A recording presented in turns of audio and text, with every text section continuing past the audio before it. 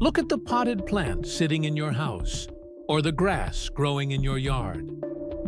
To the naked eye, a plant is the most boring, passive organism on Earth.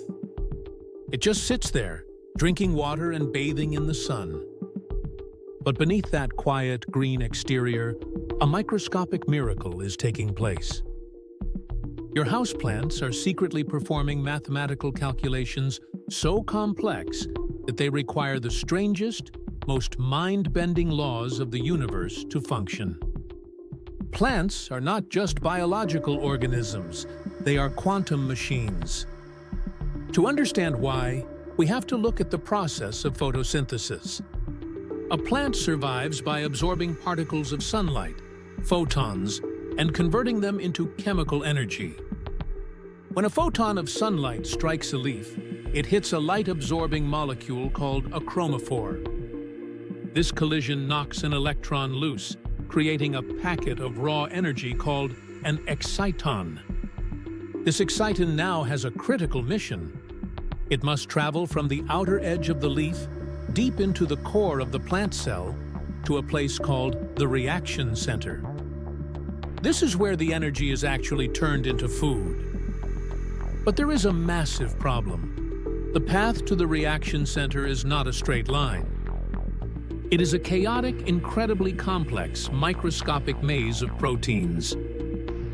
If you apply classical, everyday physics to this problem, the plant should starve to death. If the exciton acted like a classical object, say, a pinball, it would bounce around the maze randomly. It would hit dead ends, bounce off walls, and slowly wander its way toward the center. But energy is volatile. By the time the bouncing pinball finally found the reaction center, almost all of its energy would be lost as wasted heat. Classical physics calculates that this process should only be about 30% efficient. But plants are nearly 100% efficient. Almost zero energy is lost in transit. For decades, scientists had no idea how plants were doing this. In 2007, researchers at the University of California, Berkeley, finally found the answer, and it broke the boundary between biology and quantum mechanics. The plant does not play pinball, it uses a phenomenon called quantum coherence.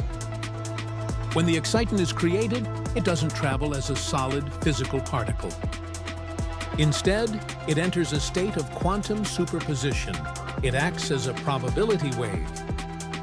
Because it is a wave, it doesn't take just one path through the maze. It takes every single possible path simultaneously.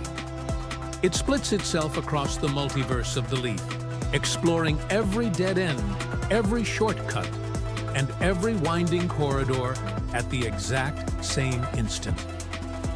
By testing every single route at once, the quantum wave instantly calculates the single fastest, most perfectly efficient path to the reaction center. The moment the fastest path is found, the wave function collapses.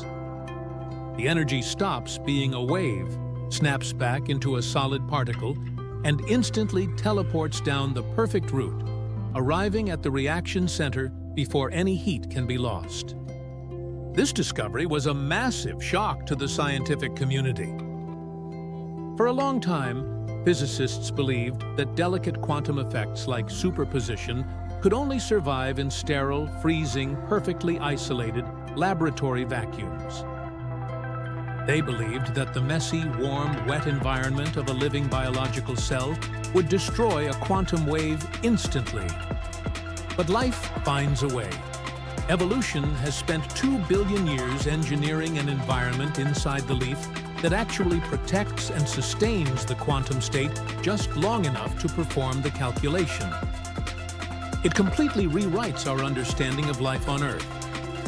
If a simple blade of grass is utilizing the multiverse to eat light, what else is biology doing?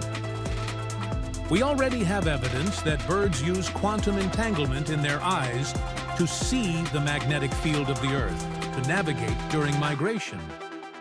We are beginning to suspect that human enzymes use quantum tunneling to speed up chemical reactions in our stomachs. We used to think of biology and quantum physics as two separate worlds. But the truth is much stranger. Life is not just surviving in the universe. Life has figured out how to hack the fundamental code of reality.